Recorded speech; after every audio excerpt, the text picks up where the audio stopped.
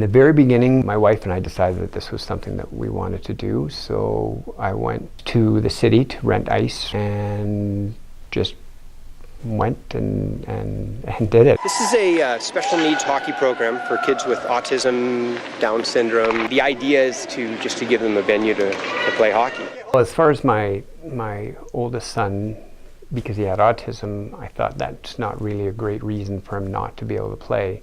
It was something that I enjoyed doing, and I still do now. It's something that you can play for the rest of your life. You don't have to be competitive at it. You just have to be able to do it. The first day was, we had kids with bicycle helmets on. We had some kids with no skates on. It was quite a ragtag bunch to start with, but it didn't take long, and we kept progressing, and by the time we'd done probably 3 or 4 weeks, mostly everybody was wearing gear and hockey helmets and masks. During that season, it was a little bit hit and miss, so during that time I thought it would be nice to have a regular ice time. So at that point I contacted the city of West Kelowna, and I was in touch with Christy, who was amazing. Phil came to me and said, I'm looking for a type of hockey program for kids that won't quite fit the mold for whatever reason in a regular type hockey program.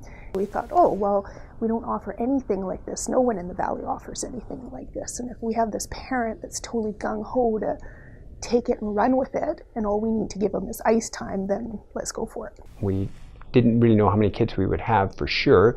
We knew from the year before we had about 8 or 10 that we thought would return, but it didn't take long, and we were up to 15, 16 players, I believe, in the first year. And it just grew from there. I mean, now we're at 26 players this year. We have a great coaching staff. Trevor Long is a coach that's come on board to help me. Every weekend he comes with a new lesson plan.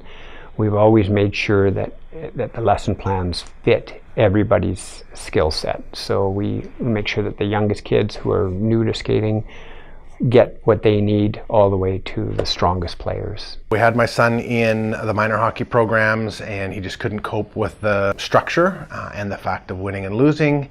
And so we actually ended up pulling him out. I gave Phil a call, we had a quick conversation, and then the following year we got with the program. Oh man, like 2 inches lower? You just sniped that. Yeah, you guys are really good. I got it, but there was too many guys on me for me to get it back in front of the net. So. That's the smart play. Pass it to the open guy.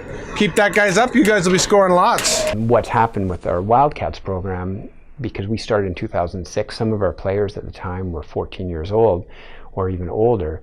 Well, these guys now are 25, 26 years old. And so last year we were able to start the Wild, which is an adult program. 3/4 of those kids, or those, I should say kids, they're adults on that team are alumni from the Wildcats. And then we have other players that have joined that haven't played with us before. Kind of what we were hoping for is to have a succession plan for the Wildcats so that you never have to stop playing hockey. At this point, it's lifelong. There's no age limit for our adult program. Without this organized program or organization, I mean, I probably wouldn't be playing. You know, everybody's getting the opportunity to play, get the puck, pass, shoot, come out and get some exercise, meet some new people. I mean, it's just a great experience for everybody. I think it's fun to just come out here and skate with all these people that I have gotten to know. It's certainly nice to just play hockey while not have it be any sort of competition. It's for fun, and it's just something I enjoy doing. Good work, John. Having fun? Yeah. You're doing well, buds. 2 of the players that play on the adult team are now 2 of our coaches. Nick Marino and Murtis are both coaches now, which is great, you know, to have those guys out there. They really enjoy doing it. Some people aren't even able to play it at all, and I'm really glad that I was able to be part of this.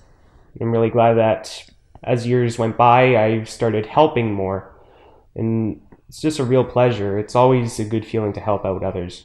My participation, I don't know, I guess from the very beginning, it was magical. When the first time we stepped on the ice. It's something that I look forward to doing every Saturday morning, to be with the younger kids. And Nick's not able to participate every Thursday night, but it kills me to not make it there for Thursday night for the older guys now. It's a very fulfilling and rewarding thing, and I look forward to it every week. A lot of the issues that we've had with our son Kalen is that a lot of his play is parallel play.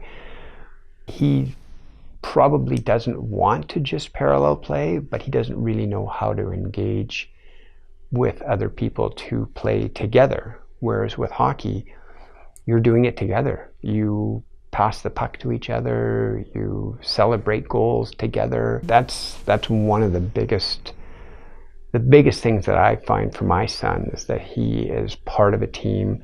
Every Saturday he gets to sit with all boys and girls and they talk about whatever their likes are. We have pizza parties, they have Christmas parties, and they start seeing these kids outside in other programs as well. So then they're able to take the skills they've learned here and apply it to those programs. They're able to apply it towards school.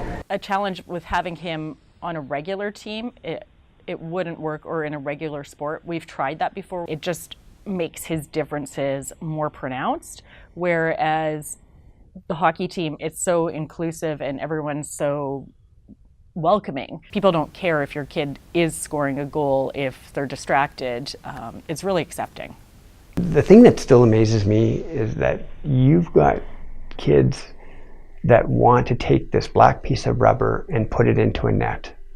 You know, there's no really way you can explain why everybody wants to do it, but let me tell you, when they score, it's amazing. You know, the cheering, and they go for the glove slaps at the bench. So it's amazing to watch something like that when, you know, they've never really had a chance to do that kind of thing.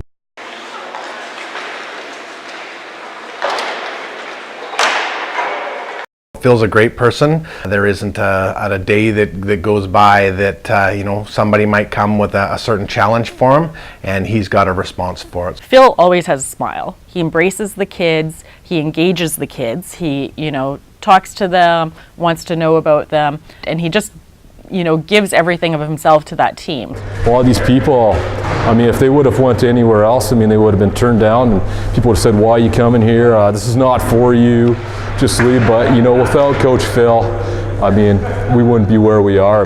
Coach Phil is a nice guy. He's a funny person. If it wasn't for like Phil starting all this, my son would never have played hockey. I don't think he gets enough credit. The kids love him. I couldn't imagine anybody else that is able to do what Phil does with these kids. Being here since the very beginning for these, 11 years, I still think back to as far as I can remember and see how me and the people who are currently on the Wild, which were here since the beginning, it's amazing to see how far they've gone. Like, I still remember in the beginning, I, along with them, were really new to this game, and it was hard. I still remember my very first days, I could barely grab the puck from the others. And over these 11 years, we've became amazing. I just watch them play, and I'm like, they're just doing absolutely amazing.